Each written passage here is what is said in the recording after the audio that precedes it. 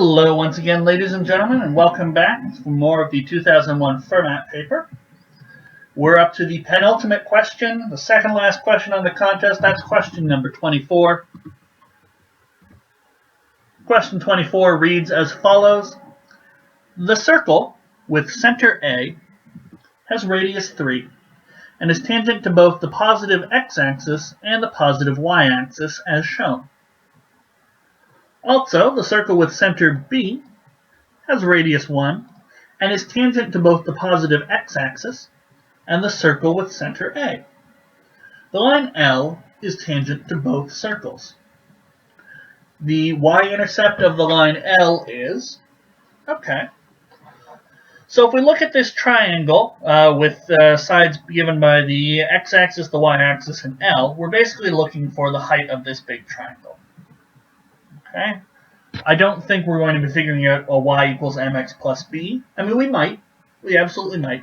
But I don't think we'll be figuring out a y equals mx plus b for the line L. Maybe we can do that after the fact. Who knows?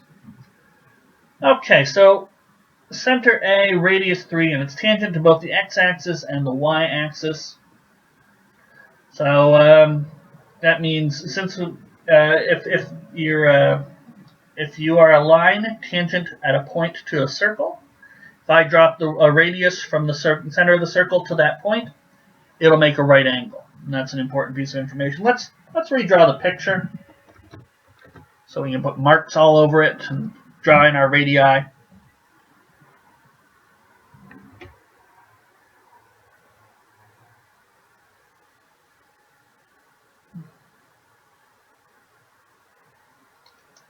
Just awful. Awful, awful, awful.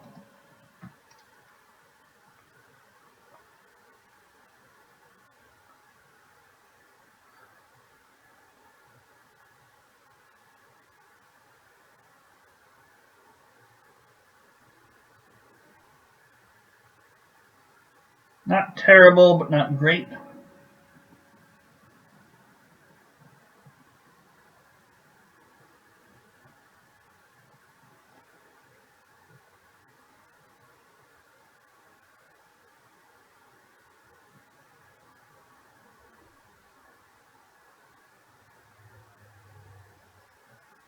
Okay. So tangent point, tangent point, tangent point, tangent point, tangent point, and tangent point. Okay. And center and center. Alright, so let's drop some of those radii we mentioned. We have a radius. We know the radius of the bigger circle is 3. We have another 3, and let's drop in this tangent as well. It's another 3. Okay. For the small circle, we have, I think it was 1. We'll check that in a moment. So we've got some 1s here, and I always like to extend my radii to my tangent points. Okay. We won't have right angles here because there's no lines to be right angled to, but it's always a good idea to throw in the radii, connect up the centers. That's usually very helpful. Okay. So, what would we like? Well, we'd like the x-intercept up here. That's what we want. Now, how exactly are we going to get that? Well,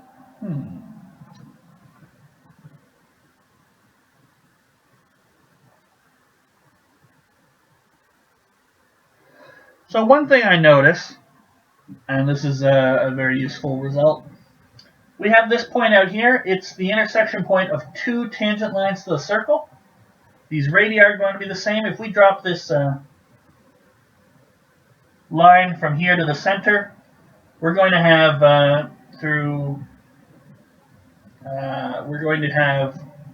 what is it? Is it side angle side? No, actually, just the Pythagorean theorem will give us that these 2 side lengths are equal. Right? Because we have a right angle triangle. The hypotenuse is the same for both of them, and we have 2 legs of size 3 for both of them. We're going to have, with the Pythagorean theorem, that those guys are going to be equal. Same with this one down here. We give them the same number of dashes here. So let's give these guys some names. Let's call this little a, because it's touch and circle A. And these guys will be little b. So we know overall we have, we'll call this side length y. We want to find y. We'll call this side length x, and this hypotenuse we'll call z. Okay? So let's get some equations down here. I know that y is going to be a plus 3. Okay, and I have this little extra thing in here, c, and d down here. I know x is going to be 3 plus d plus b, and I know z is going to be a plus b plus c. And by Pythagoras,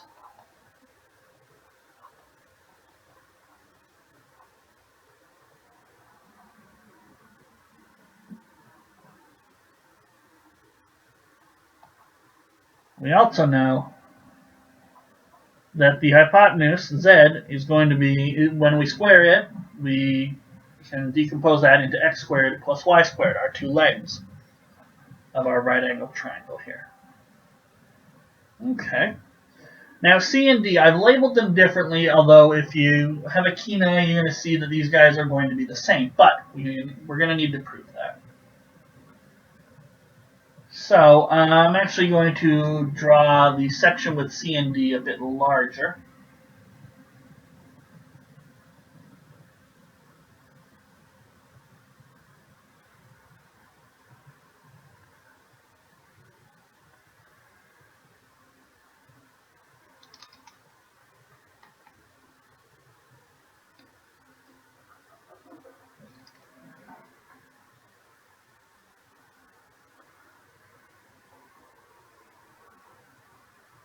Okay.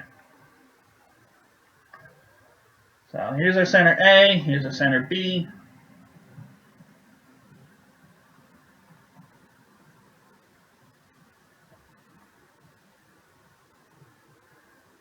We have some right angles. When we drop in our radii,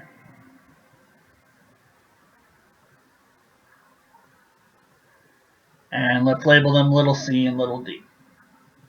Okay. So we have a length of 4 here, 3s, and 1s. It was 1. I really should double check that it was 1, right? Yeah, radius 1. Okay. Well, what I can do is I can actually turn this over here into a rectangle. So we'll use the yellow. And I can drop perpendicular down here from B. Now, because it's a rectangle, this is going to be split up into 1 and 2. And I can do the exact same thing down here.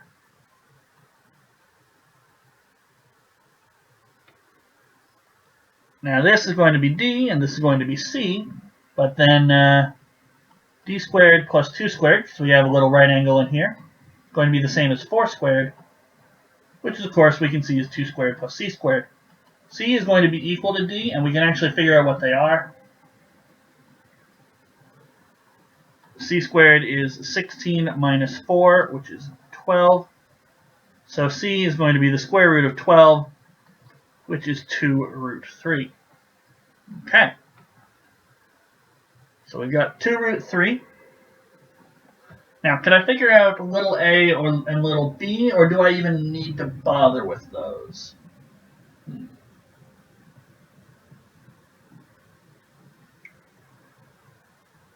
I think right now I'm going to try and see if I can do it without bothering with them. So let's rewrite these. We don't know what a is, although we would like to know what a is, because that would certainly solve a lot of problems. A plus 3, and x was 3 plus, and we now have 2 root 3 plus b, and z was a plus 2 root 3 plus b. So z squared, you can FOIL this out if you need to. A squared plus 2a 2 root 3 plus 12 plus 4 root 3b plus b squared plus 2ab. Y squared is a squared plus 6a plus 9. And, whoops, not z, we want x. X squared is going to be, again, if you need to, FOIL it out because there are 3 terms here. We're going to have 9 plus 6 times 2 is 12 root 3 plus 12 plus 4 root 3b plus b squared plus 6b. Okay? So I know that z is equal to these two. So I can start canceling some things out. You get a b squared on both sides, you get a 12 on both sides, you get a 4 root 3b. So now the b almost doesn't matter. We've got a b here and a b here. And help the 9s cancel out.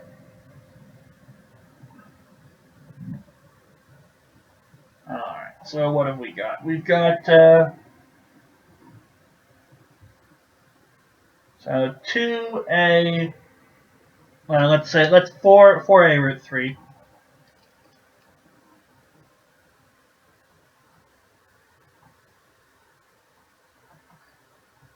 plus 2ab is the same as 6a plus 12 root 3 plus 6b.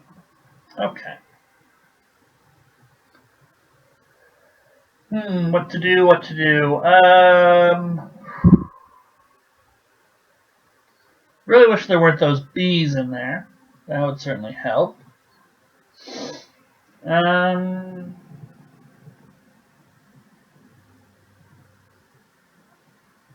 don't know.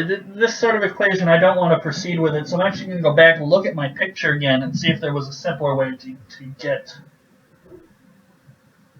a. Because once I have a, I can do 3 here.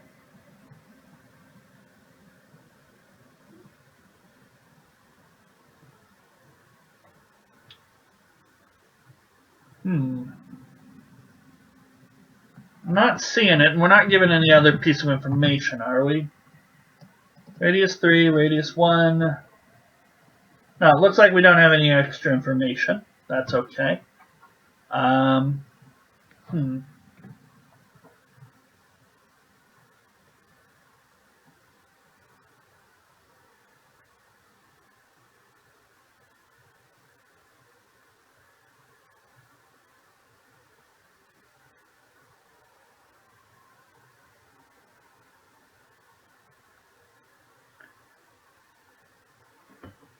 Let's go back and look at the picture.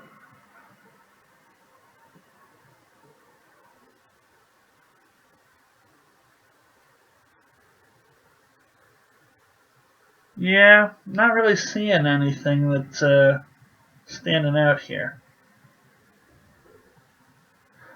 Well, there's a 4 here and a 2 here, which means this angle's got to be 30 degrees. Does that help me in any way?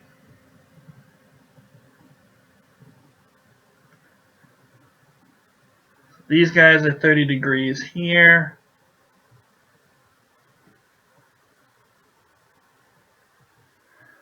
I think if I look at some of the angles, I'm going to call this right now, I'm going to say this is a dead end.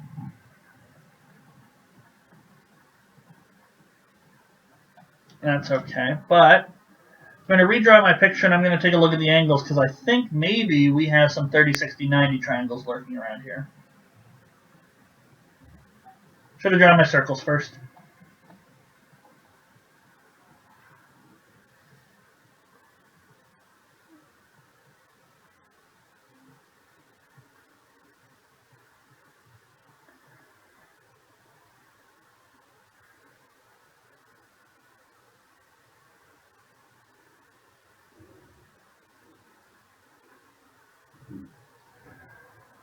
Okay. So connect up those centers, and we've got that right there. And we know this is 2, this is 4, this is a right angle.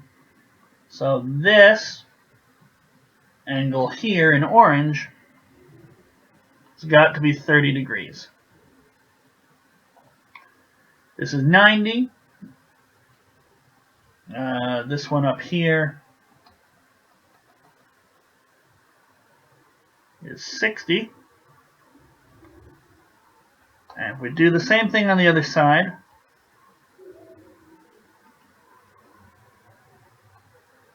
we will get another 30 and another 90. So that means that our green angle in here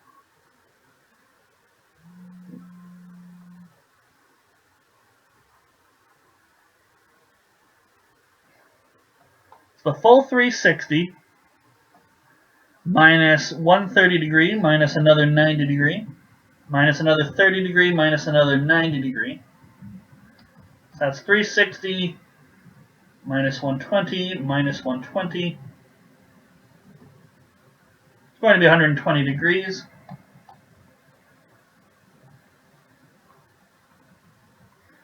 Which means each of these in here is going to be 60 degrees. Nifty. Okay. So if each of those is 60, then each of these, because we have a right angle here, each of these is 30. So in total, this angle here is also 60, but because we have a right angle here, we must have 30 degrees here. Okay. So if that's the case, well, a very important type of triangle is a 30, 60, 90 triangle. They come up every now and again. So if I have 30 degrees up here, 60 degrees down here, and a right angle triangle here, so 90 degrees, then my side lengths are in a ratio of 1, 2, and root 3. So here's my 30 degrees. So opposite my 30 degrees should be a 1. So it's the 1 of my ratio, so it's x. So here should be root 3 times x. And this should be 2x.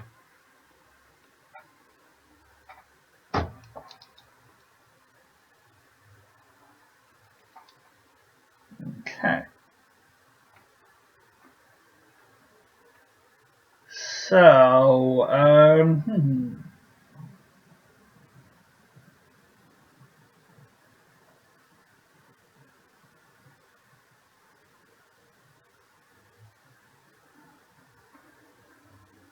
well,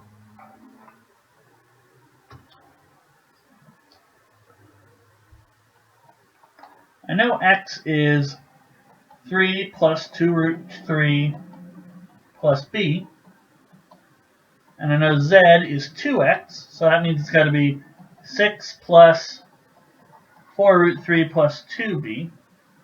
But I also know that it's a plus 2 root 3 plus b. So a has got to be 6 plus 2 root 3 plus b, just subtracting these two and equating them.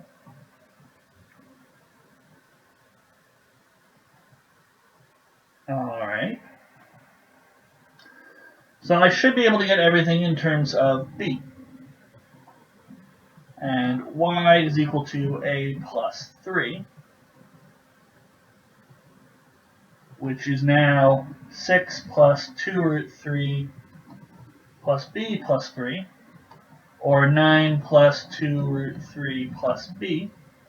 But I also know that it's got to be root 3 times x, which is thus 3 root 3 plus 2 root 3 times root 3, so that's going to be 2 times 3, so that's 6, plus root 3b. So equating these two, the 6 and the 9 are going to cancel out. We'll be left with 3. And then on this side, we'll be left with a root 3. And you know what, we'll just keep them all on one side. 3 minus root 3.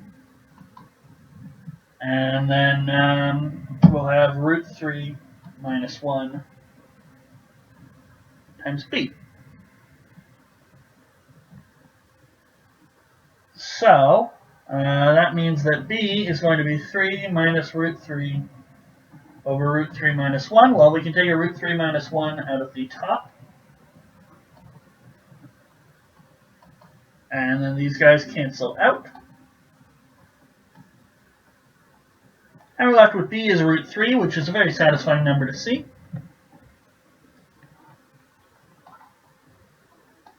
And a, we said was, well, that was 6 plus 2 root 3 plus, and now we know what b is, so it's root 3.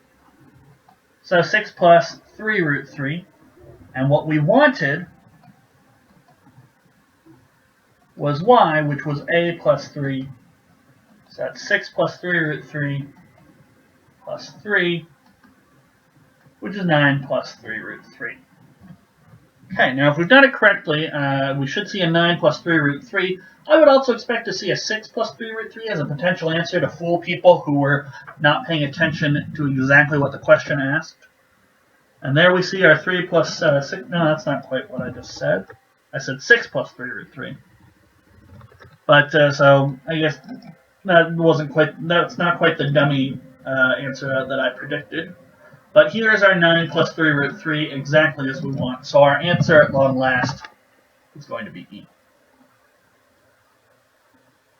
Alright.